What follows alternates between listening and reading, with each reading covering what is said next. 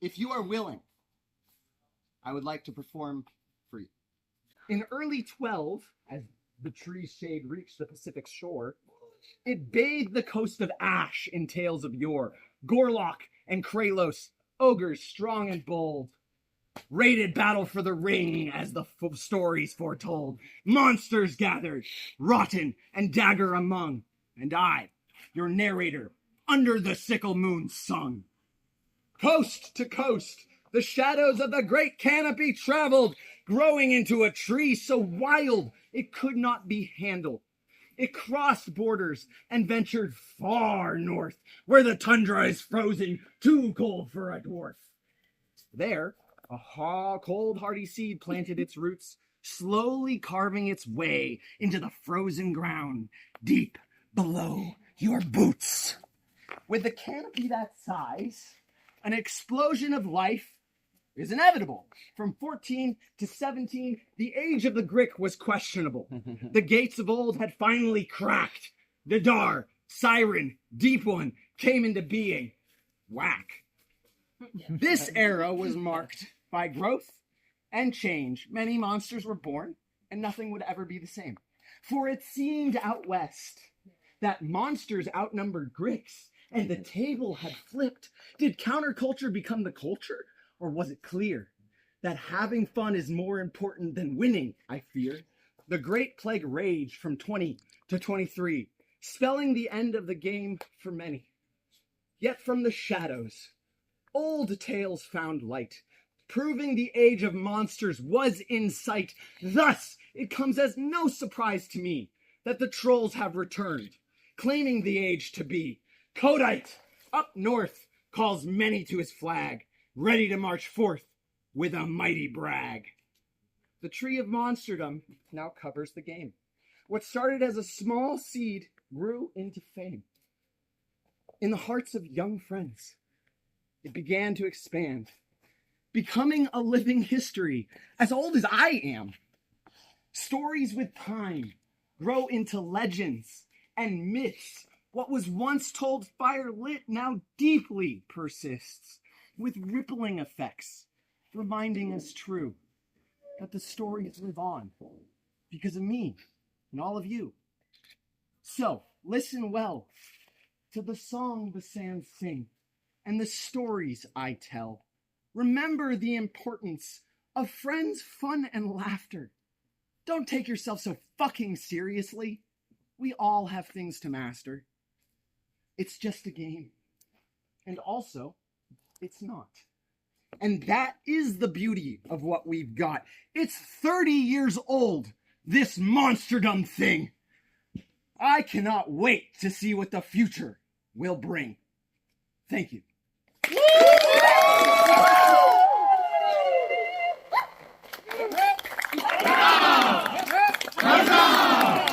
I am Sir Juggurnaut the Bard, and in my opinion, very biased. The Chroniclers Guild is the richest guild. What separates us from some of our older, more, I would say, seasoned competing combat groups, and obviously the one that's most special to me is the Bard. So, in order to become elevated as a master in any of the guilds, you either start as an apprentice, and then you pair with someone, or you are the next level would be journeyman, and the final level is master. But in some cases where we have a member who has done so much work independently, they may apply for mastership. And that process is not easy. Anttionette will speak more about that process. But there is a pretty large submission that you have to put forth that documents the years of work and achievement that you've been able to get. And Cord has done that.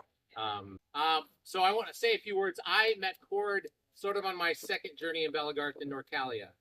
And when we were forming those sort of like beginning realms, and I worked with Cord from the very beginning. He was just a little lad, and very scrappy person, great fighter, eventually. And one thing that we always bonded on with all of our classic Norcalia events was singing around main fire, singing in a large, amazing Jugger hut, and drums and music.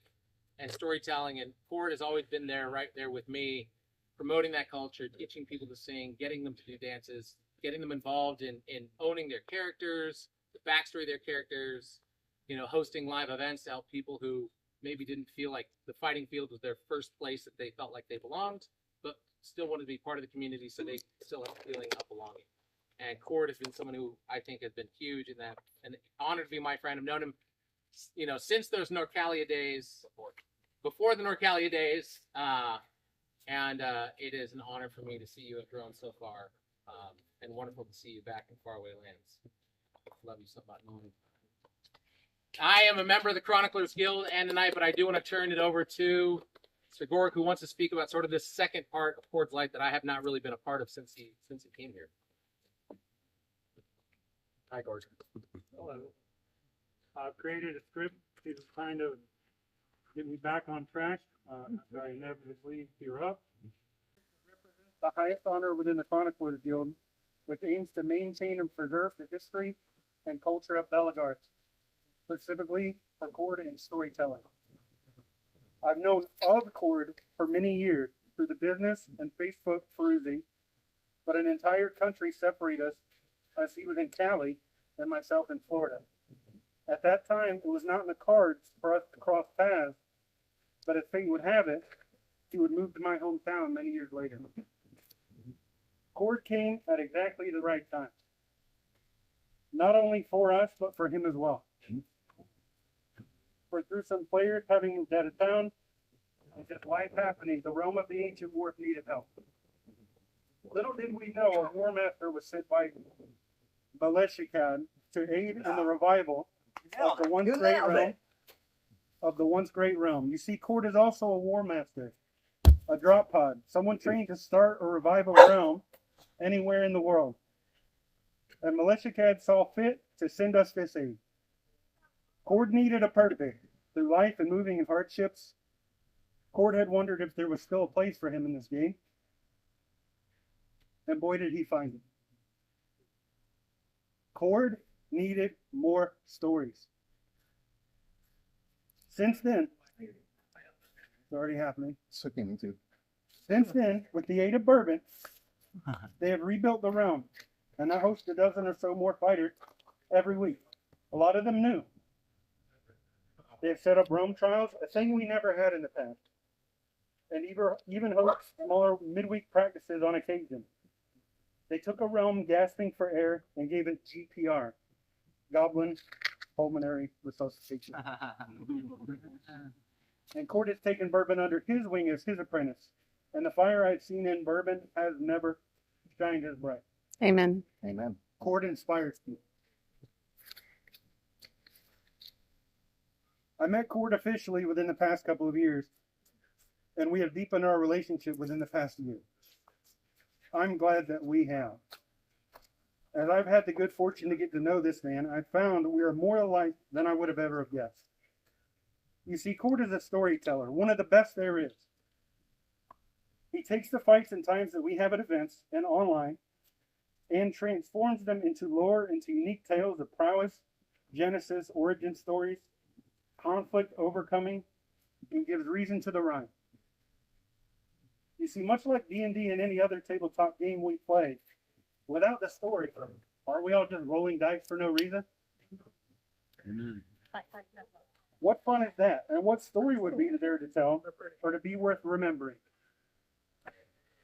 We are similar in many ways because the main driving force behind the things I continue to do is I aim to facilitate memories being made. Hero moments happening on the field, ferocious swordplay combined with time spent with friends, and our youth not being wasted. Rest time spent in camp around a fire or a barrel of spirits. Even time spent with family as they grow. I am in the business of making memories. Cord is in the business of writing those memories down. Giving them flavor, telling them. He inspires others to take part or simply just remember all the good times we've had. He brings life and spice to otherwise run-of-the-mill red versus blue go fight.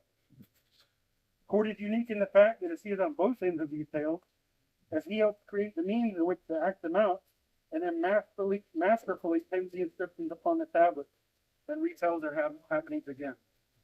I cannot express the honor I feel to be standing before this man in any capacity. But to be able to be one of the few who gets to honor this elevation into a much overdue masterhood, and one of the things he is most passionate about in life, the surreal, unexpected, and brings me great joy. And though you may be 5'8", today you may as well be 8'5". Stand tall, and thank you, Cord, Warmaster, Master of the Pen and Voice, and Master of the Chroniclers. Thank you.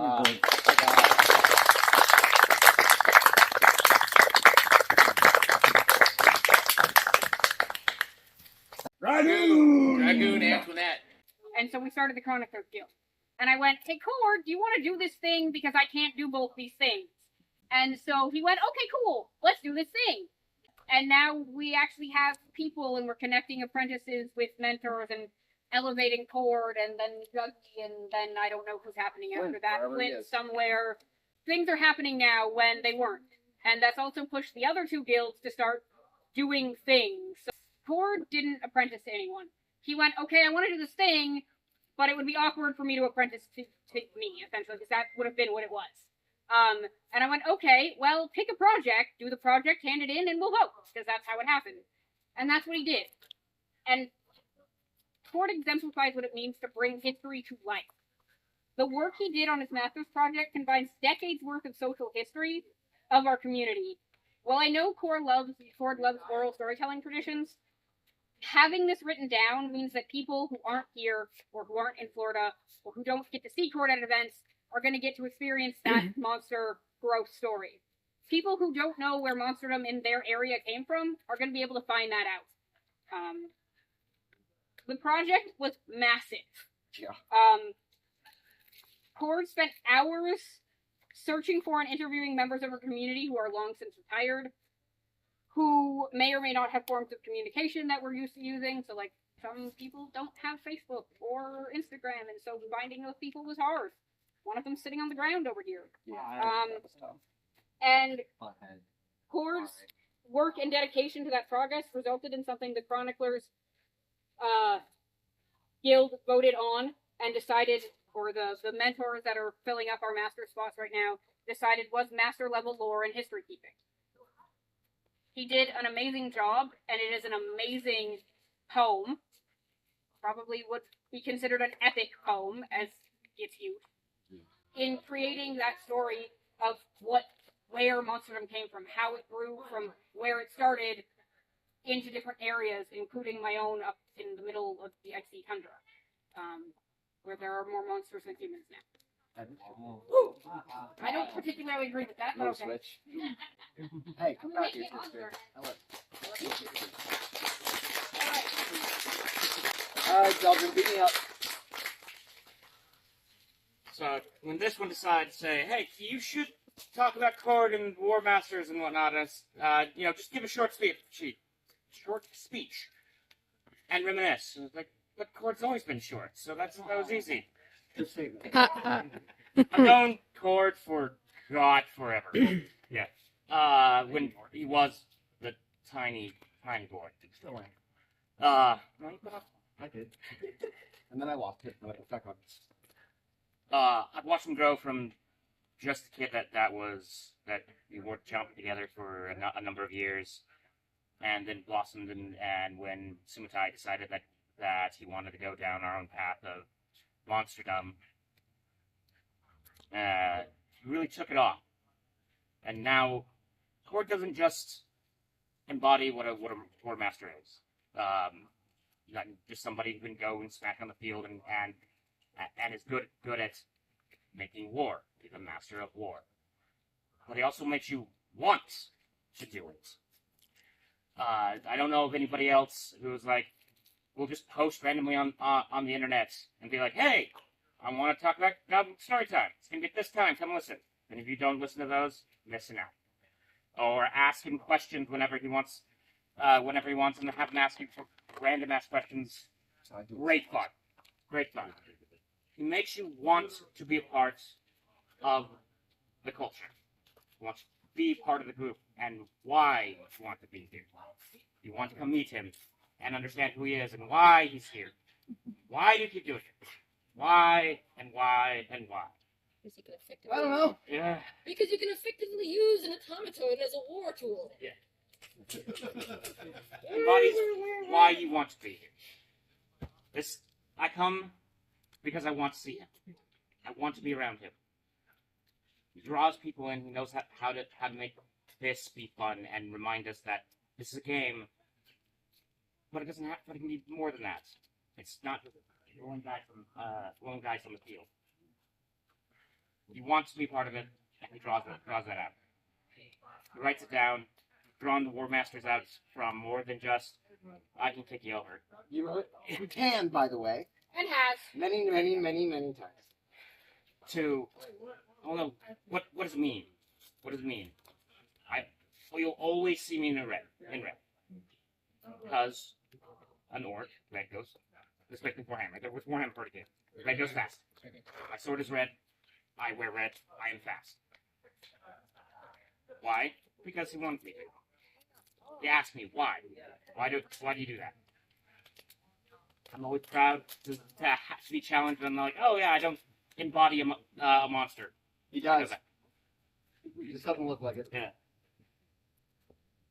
He challenges. He draws. And he attracts. All of you are sitting here, forcibly.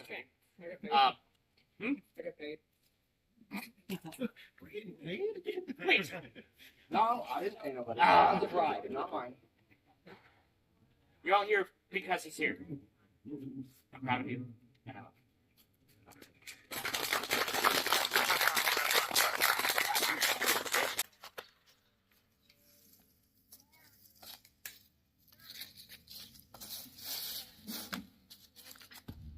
Gorg, Yes, Khadine. you talk it. Thank you, Khadine. If looked at objectively, our common history professor here, contains great lessons of both triumph and defeat. History is community's best educator, a buffer between us and our greatest mistakes. The roadmap of our shared future is written in the paths of our collected past.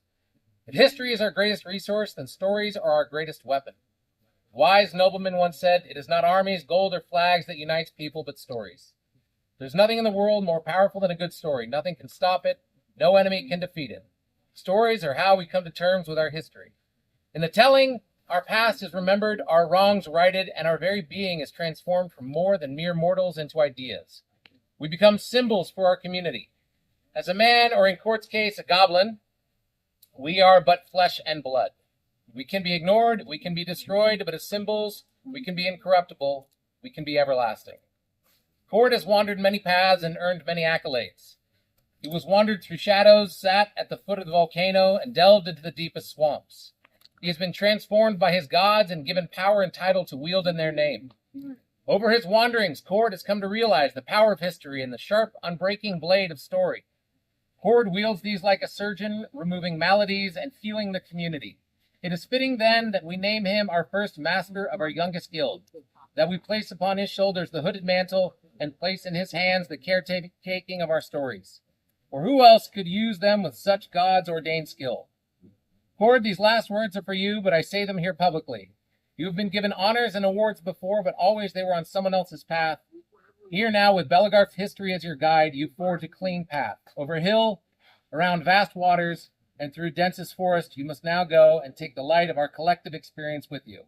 This is a task you are well suited for. I will meet you out there in the dark, and I know that I only need look for your light. Sir Parmerton, 16th Knight of the Highlands of Chaos, Master Seneschal and Vice Chair of the Seneschal Guild Council. In supporting Cord in this elevation, support him with your stories, your songs, your contributions, and with that, I invite Dragoon Anttionette to place the symbol of masterhood upon your shoulders. And you are thus elevated Master Cord of the Chroniclers Guild.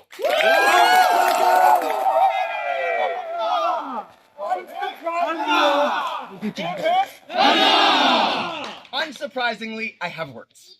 First of all, Khadine, perfect. Zeldrine, I love it. Anttionette, fantastic. Why do you look so fucking cool, Gorg? I know. Since I was 16 years old, I have looked up to you. The fact that I get to stand here now and do what I'm about to do, you're here, makes all the shit I've been through for the last 5 years, 6 years, 10 years, life, worth it. Thank you so much for coming. You're all the best. And thank you, Equinox, for making this amazing subculture.